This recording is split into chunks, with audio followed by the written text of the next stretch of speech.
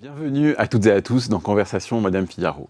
Mon invitée aujourd'hui est musicienne, elle sort un nouvel album, son 7e je crois, et il porte comme titre son prénom.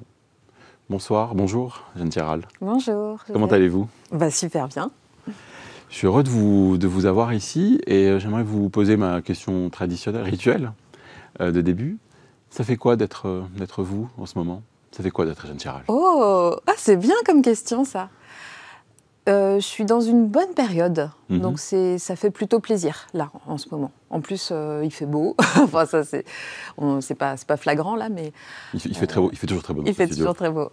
Non, ça va bien. Là, je m'apprête à sortir cet album. Je suis assez surexcitée en fait. En plus, je vais démarrer la tournée un peu dans la foulée, donc ça va bien. Qu'est-ce qui vous fait le plus plaisir? Qu'est-ce qui vous touche le plus en ce moment? Dans cette sortie, dans cet album, c'est un exercice auquel vous pourriez presque être habitué. Bah oui, c'est mon 7e, mais non, moi j'ai un peu tendance à remettre un petit peu presque les compteurs à zéro à chaque fois. Chaque album, je l'envisage comme un renouveau, comme une autre façon de faire, comme presque un nouveau départ à chaque fois. J'ai tendance à ne pas... Je compte pas trop sur mes acquis. Enfin, j'en ai forcément au bout de 25 ans de métier, entre guillemets, mais je redémarre à chaque fois. Par quoi vous avez redémarré cette fois? Dans le processus de cet album, j'ai redémarré c'est un déclic qui m'a fait redémarrer, puisque c'est Benjamin Biolay, qui est le réalisateur du disque, qui m'a rallumé le feu, qui m'a incité à refaire un disque. C'est vrai que quand on enchaîne comme ça les albums, les tournées, albums tournés, des fois, il faut retrouver l'envie, tout simplement. Une vitalité? Ouais, une vitalité. Il faut revivre des choses, avoir des choses, tout simplement, avoir un matériau. Des choses à raconter. Voilà, tout bêtement, des choses à raconter. Et quand on est son propre matériau, il faut du contenu. On va continuer à en parler, mais avant ça, je voudrais qu'on regarde la photo que vous avez envoyée, qui n'est pas... Alors, qu'est-ce que c'est cette photo? Mais j'adore cette photo. Justement, c'est le fameux soir où Benjamin m'a dit... mais qu'est-ce que tu fous? Refais un disque et je vais le réaliser. Et il m'a lancé ça très tard dans la soirée. Enfin, il était 3-4 heures du matin. On était à Cabourg, au festival du film romantique de Cabourg en plus. On s'est fait le tapis rouge comme ça. Et Benjamin, c'est quelqu'un de très important pour moi. Enfin, ça fait très longtemps qu'on est amis et on a une connivence artistique, pour moi, qui est unique. Enfin, on a... des horloges communes, quoi. On se dit souvent qu'on est vraiment branchés sur la même fréquence, on est sur la même longueur d'onde, artistiquement. C'est quoi cette longueur d'onde? Comment vous la définiriez, cette fréquence? Mais c'est que je pense qu'on peut aller assez loin dans notre expression, mais on est tous les deux des grands pudiques. Donc on aborde des choses peut-être qui sont des fois un peu extrêmes ou inattendues, mais toujours avec une certaine pudeur. Et puis, lui comme moi, on travaille beaucoup. Enfin, on adore ça, quoi. On adore travailler. Enfin, lui, il travaille beaucoup plus vite que moi. Ah oui. Mais, vous êtes très lente? Je suis pas très lente, mais j'ai besoin... Disons que je peux écrire très vite. Quand je sens une flamme, ça peut venir vite, mais j'aime bien répéter, j'aime bien rabâcher, j'aime bien... Alors que Benjamin, il a peut-être... il est vraiment dans l'instant. Vous parliez du fait que votre matériau, c'est vous-même. Qu'est-ce qui s'est renouvelé dans ce matériau et qui vous a donné envie, cette fois-ci? Mis à part le fait que Benjamin vous a dit « qu'est-ce que tu fous ?» Mais quel était le... Honnêtement, le fait d'avoir un partenaire de jeu, d'avoir un sparring partner, comme on dit dans le sport, c'est vraiment... Enfin, ce disque... je pense que je l'ai écrit pour lui, quoi. Je l'ai écrit parce qu'il me lançait des pics comme ça. Allez. Enfin, il me relançait si j'étais trop lente à lui envoyer des chansons. Enfin, et puis, le fait d'avoir un but et d'avoir quelqu'un à... Enfin, en plus, Benjamin, je l'admire. Donc, avoir quelqu'un qui me motive comme ça et qui me dit « vas-y, bosse », enfin, qui m'encourage. Voilà, c'est ça le verbe, qui m'encourage. Ça m'a donné envie de creuser en moi et de... J'étais joyeuse, en fait. Et je pense que le disque, il est joyeux.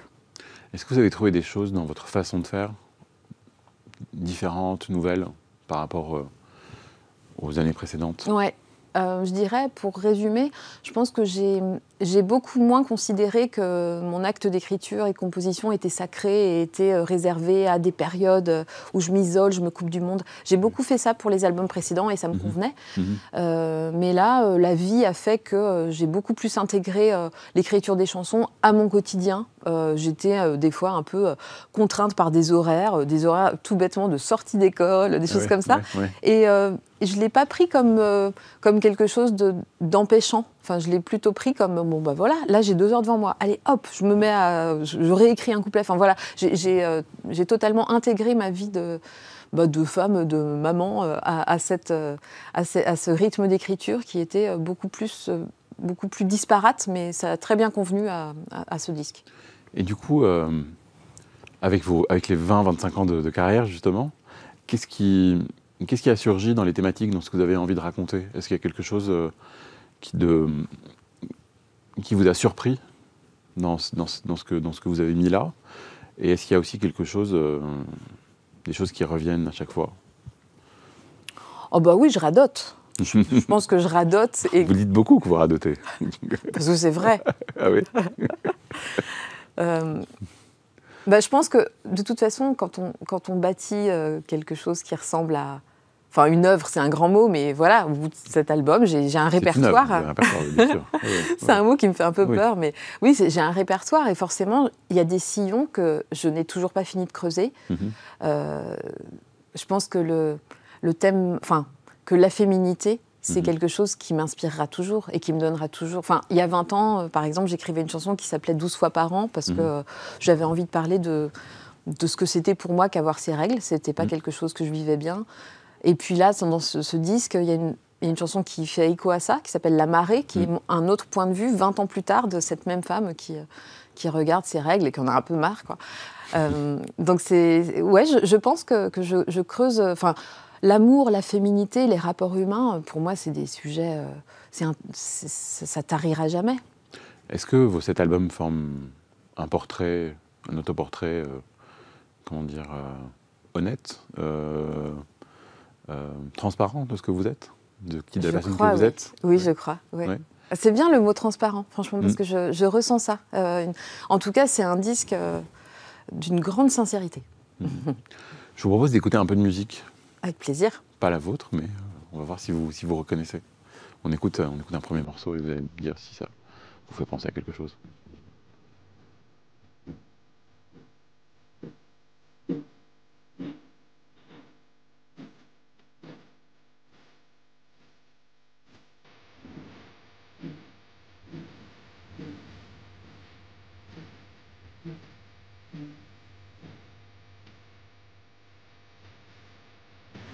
Je peux parler dessus, là? Bien sûr. Ouais. Là, j'aurais tendance à penser que c'est Sonic Youth. Ouais. Oui, c'est ça. Hein. Exactement. C'est mon groupe. Mais tout de suite, le son de guitare, on les reconnaît. Ouais. Sur Stonewall, on le reconnaît immédiatement, je trouve. Pour moi, c'est comme quand on mange un jambon puré. Ah oui. C'est confortable, c'est rassurant. Voilà, tout de suite, je me sens bien en entendant Sonic Youth parce que pourtant, c'est peut-être pas forcément un album que j'ai. C'est un morceau qui s'appelle Schizophrénia qui est sur l'album Sister, qui est un de leurs. Ouais, Sister, je le connais peut-être un peu moins, mais voilà, tout de suite, je suis à la maison, quoi. Oui. Ça vous rappelle quoi? Ça vous évoque les moments où vous grandissiez en écoutant ça, ou c'est quoi? Ouais, ça m'évoque mon adolescence. Ça m'évoque ma chambre d'ado.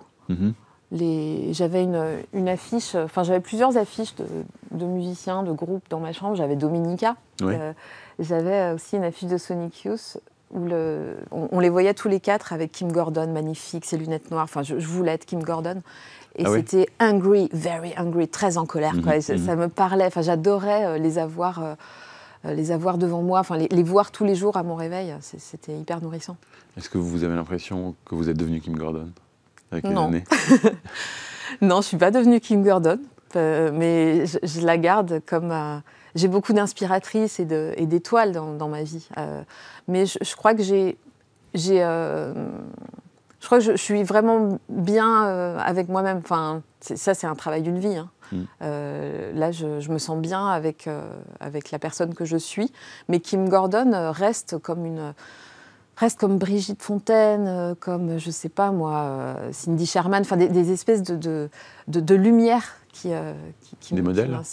Ouais, des modèles, mais au sens des modèles d'inspiration, quoi. Pas des modèles où je vais m'identifier, mais je suis heureuse que des femmes de cette envergure existent et exercent encore leur art. Est-ce que vous écririez une chanson sur votre chambre d'adolescente aujourd'hui?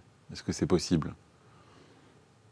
C'est peut-être un petit peu tard, mais j'en ai écrit une qui s'appelle 5 ou 6 années, qui est sortie sur un album qui s'appelait Charade. Et c'est marrant parce que je pense que ça reste... c'est une chanson que je chanterai toujours. Ça reste peut-être dans mon répertoire ma chanson préférée, 5 ou 6 années. Oui. Parce que ça vous renvoie à un lieu, à une époque? Sans doute. Ça me renvoie aussi à une ambiance, à des images. Dans la chanson, je dis que j'avais toujours les 2 mains cachées dans les manches. Ça, c'est quelque chose de très ado, quoi, d'être un peu planqué. Enfin, l'adolescence, c'est un moment où on est en recherche et en même temps en réserve. Enfin, j'ai des bons souvenirs d'adolescence quand même. Vous vous planquez plus? Bah, beaucoup moins. Sur ce disque, on a l'impression que vous ne vous planquez pas du tout. Non, c'est vrai. Surtout quand on voit la pochette, là. Oui. Non, je me planque pas, mais en même temps, je pense que c'est vrai que j'aborde des sujets assez... disons que je n'ai pas une âme de provocatrice du tout. Je ne me dis pas « Ah, je vais faire une chanson là-dessus, ça va faire parler ». C'est pas du tout mon attitude. Moi, je suis quand même assez réservée au naturel. Mon autocensure, elle se met plutôt dans la forme. Il y a des mots que je prononcerais, je sais pas, spaghetti par exemple, enfin, des mots qui n'iraient jamais dans un texte de chanson. Mais les sujets, pour moi, enfin, tout peut devenir une chanson. J'ai aucun tabou en chanson. On va parler des mots un peu plus tard, mais avant ça, je vous fais écouter un autre morceau, on voit si ça vous parle. D'accord. Regardez, je commence à être saoule et je bégaye. C'est absolument horrible parce que ce que je dis, je le pense réellement. Et je dois rester tout le temps avec vous. Moi, je me sens heureuse. Je me sens aimée par vous deux. Oh, c'est hyper beau. C'est Jeanne Moreau. Tu me regardes avec ses yeux empouillés de mythes d'un air sourd en pensant oui, ma petite, tu peux tout reposer, mais je t'aurai. Je vous en prie, Alexandre, je joue pas la comédie, mais qu'est-ce que vous croyez? Pour moi, il n'y a pas de pute. Pour moi, une fille qui se fait baiser par n'importe qui se fait baiser n'importe comment n'est pas une pute. Pour moi, c'est la maman et la putain. C'est la maman et la putain. Oh, c'est magnifique ce monologue. C'est un extrait de La maman et la putain. C'est le monologue de La maman et la putain. Et c'est un morceau... Ça m'émeut d'entendre ça. C'est magnifique. Et c'est un morceau d'un groupe français des années 90 qui s'appelle Diabologum. D'accord. Et le morceau s'appelle La maman et la putain. Il commence par le monologue qu'ils ont repris du film. Ah, mais c'est marrant parce que j'avais contacté le fils de Jean Eustache pour lui dire bon, j'ai fait une chanson qui s'appelle La maman et la putain. Vous êtes OK? Et il m'avait dit, il existe déjà une chanson, donc voilà, c'est ça en fait, avec un bout de Françoise Lebrun qui... Exactement. Ok. Qu'est-ce que ce film représentait pour vous? Ça représentait quelque chose ou la chanson est venue comme ça? Quel est le... J'ai pas d'attachement particulier au film, mais plutôt peut-être à l'idée du film et surtout à l'expression. L'expression La maman et la putain. Qu'est-ce que ça vous raconte, cette expression-là? Est-ce que c'est une expression encore actuelle ou tout aussi forte qu'elle l'était au moment où le film sort début des années 70? Je pense que c'est un peu désuet, mais pour moi, c'était une manière de raconter une féminité sous de multiples facettes. J'avais envie de terminer la chanson en disant... En fait, je parle, je crois, à la troisième personne. Oui, la maman et la putain habitaient sous le même toit. Voilà, je raconte comme une petite scénette. Et à la fin, j'avais envie de dire « Je suis, j'en fais l'aveu, l'une ou l'autre quand je veux ». Pour exprimer l'état d'une femme qui peut se sentir dans ces deux polarités de la féminité. Quand on... Enfin, moi, je veux tout, en fait. C'est ça que ça voulait dire, cette chanson. Je veux tout. Est-ce que ces polarités sont... Est-ce que vous les avez utilisées comme des artifices pour une chanson? Ou est-ce que c'est des polarités auxquelles vous croyez vraiment? Est-ce qu'il y a d'autres choses? Est-ce qu'il y a d'autres polarités auxquelles vous croyez ou dont vous pourriez... Ah ouais, bien sûr. Là, elles sont un peu extrêmes. Hein, ouais. Oui, j'aurais pu dire la pute et la sainte, par exemple. Mais je me sens, je pense, les deux dans une même journée. Et puis en passant par plein de stades différents, par plein d'états. J'aurais pu parler j'aurais pu faire aussi un parallèle entre un sentiment de liberté, un sentiment de coercition dans certains états de ma vie. Enfin, tout ce qui a fait la vie d'une femme d'aujourd'hui, quoi. On va écouter encore un morceau. On écoute encore un troisième morceau. Ils sont bien, vos extraits, c'est super. Merci. J'espère que le troisième va vous plaire. Oh, bah oui. Vous reconnaissez? Ah bah, c'est Benjamin, c'est la superbe. Voilà, c'est Benjamin Biolay. Dans le... C'est marrant, on reconnaît, mais à la première vous avez reconnu note. à la seconde, ah vous bah, avez été là, total. vous qui aviez peur de ne pas reconnaître. Sur l'album, il a réalisé l'album, Oui. et il y a un morceau que vous chantez en duo, qui est un morceau qui raconte des retrouvailles. Comment ça s'est fait, ce morceau? Comment ça s'est construit? Comment ça s'est construit et qu'est-ce qu'il représente pour vous? Il représente un retour de flamme.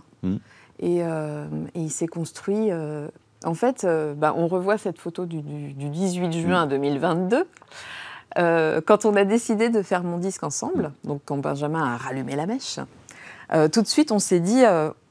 on fait la suite de Brand Rhapsody. Enfin, ça a été comme une sorte d'objectif pendant tout le temps, même où j'ai commencé à écrire les chansons, pendant l'enregistrement, je savais qu'on avait cette espèce de cible. Et le dernier jour d'enregistrement à Paris, au studio de la Seine, on faisait des claviers additionnels et on est resté tard dans la soirée, dans la nuit, pour écrire ensemble ce retour de flamme. Ça a été la dernière pierre à l'édifice de l'album.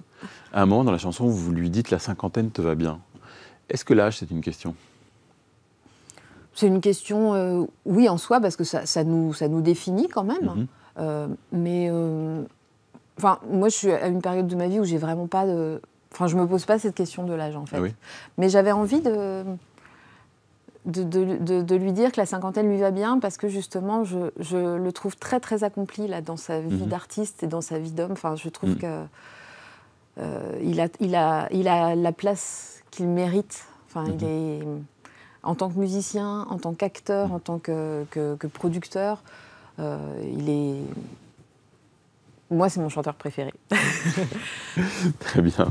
Je vous propose de passer à la séquence suivante, qui est la séquence des mots. Il y a quelques mots qui vont s'afficher et vous réagissez plus ou moins. Exil. C'est un mot que j'ai pris dans une des chansons, dans la première chanson de l'album. Exil. Ça représente quelque chose pour vous, l'exil? C'est quoi un exil pour vous? Est-ce que vous vous sentez exilé de quelque chose? Moi, non. Non, c'est un mot qui me hante un peu, Là, dans la chanson, il a plutôt une connotation positive et paradisiaque, puisque je parle d'une île que j'adore. Mais pris à froid comme ça, il m'évoque un exil forcé. Enfin, il m'évoque les exilés climatiques qu'on est en passe de devenir, et quelque chose qui est déjà en route. Enfin, ça m'évoque... C'est un mot... il est particulier, ce mot, hein, très court, très...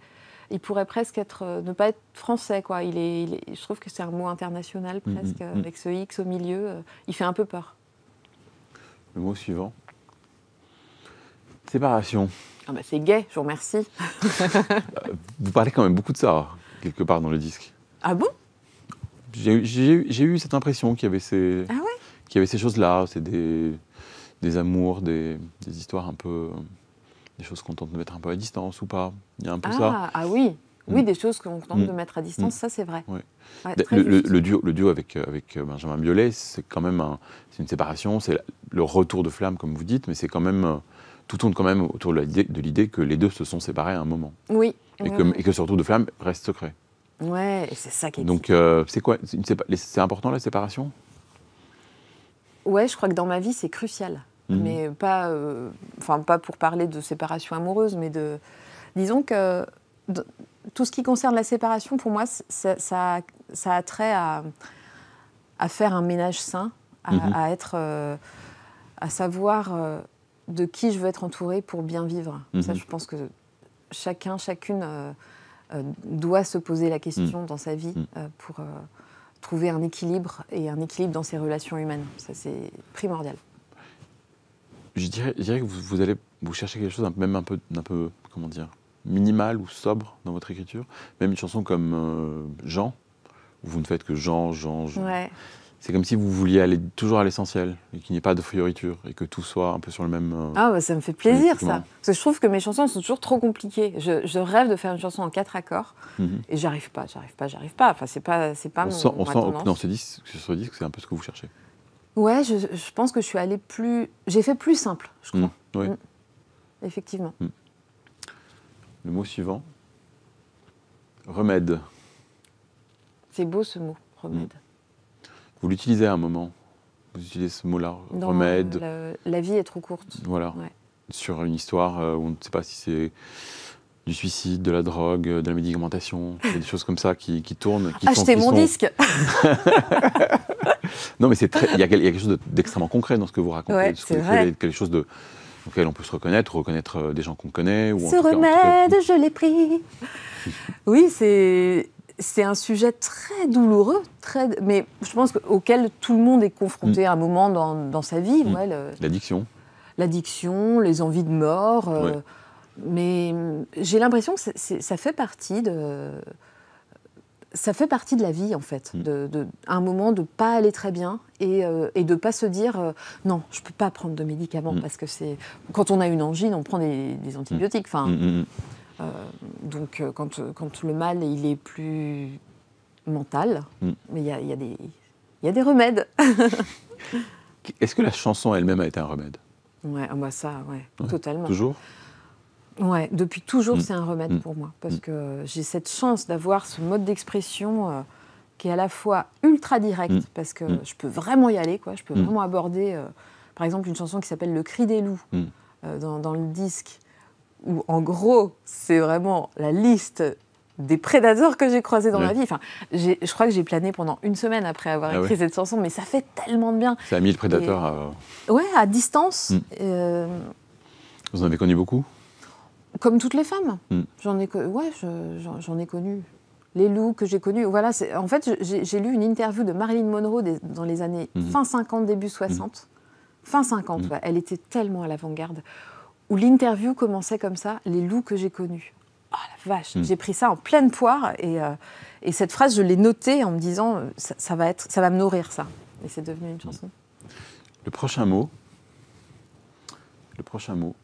c'est Q. C'est un mot qui revient au moins 2 fois dans l'album, dans 2 chansons différentes. 2 fois ? Alors, vous le dites une fois, et je crois que Benjamin Biolay le dit une autre fois. Benjamin il le dit dans toutes les chansons. C'est un mot mignon aussi. Et c'est un album très sexy. Merci. Ça, pour moi, c'est un beau compliment. C'est ce que vous cherchiez ou c'est arrivé Chercher, non. Je pense que quand on cherche à être sexy, il y a peu de chances qu'on le soit. Pour moi, l'aspect sexy d'une personne ou d'une situation, ça va beaucoup avec la désinvolture ou avec le lâcher-prise. Ça ne va pas tellement avec le contrôle. Donc c'est arrivé en faisant. Ouais, exactement. Très bien. Le prochain mot, Itachi. Un de vos morceaux s'appelle Itachi Magic Wand. Qu'est-ce que je peux dire pour ma défense ? Rien, il n'y a pas de défense. Itachi Magic Wand, si vous faites une recherche sur Google, vous tombez sur des vibromasseurs. Oui, mais pour la nuque. Pour la nuque, oui. Bien sûr. Bien sûr. Comme je vous disais tout à l'heure, moi, je n'ai aucun tabou dans le fond des chansons, dans les sujets, dans les choses que j'ai envie d'aborder. Vraiment, mon tabou, il se fait si je trouve que c'est mièvre, si je trouve que ça sonne pas, si je trouve que c'est pas le bon terme. Vous avez de la distance sans être cynique. Comment vous faites ? Ah, j'espère. Comment vous faites ? Est-ce que vous travaillez ça beaucoup ? Non. Non ? Non. C'est ma nature. Très bien. Le mot suivant.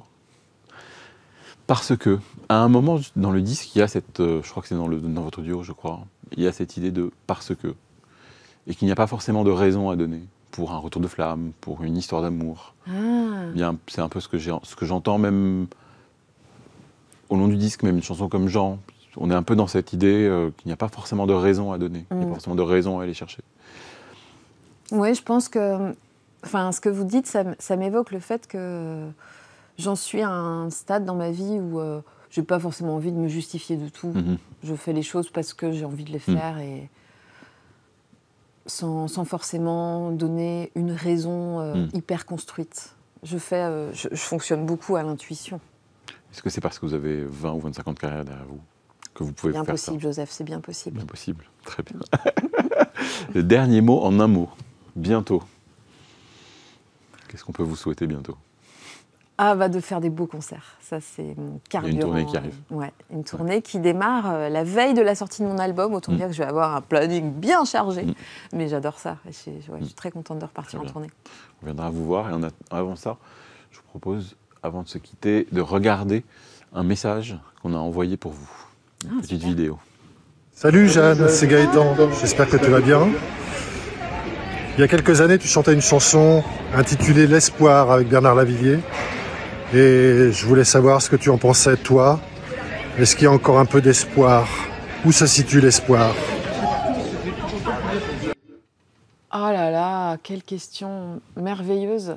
Bon, un mot sur Gaëtan quand même, qui est un compagnon de route de longue date. Un mot. Un mot. Voilà, avec qui j'ai réalisé le clip de Jean et on est tellement proches, on est tellement amis, il y a un truc familial entre nous.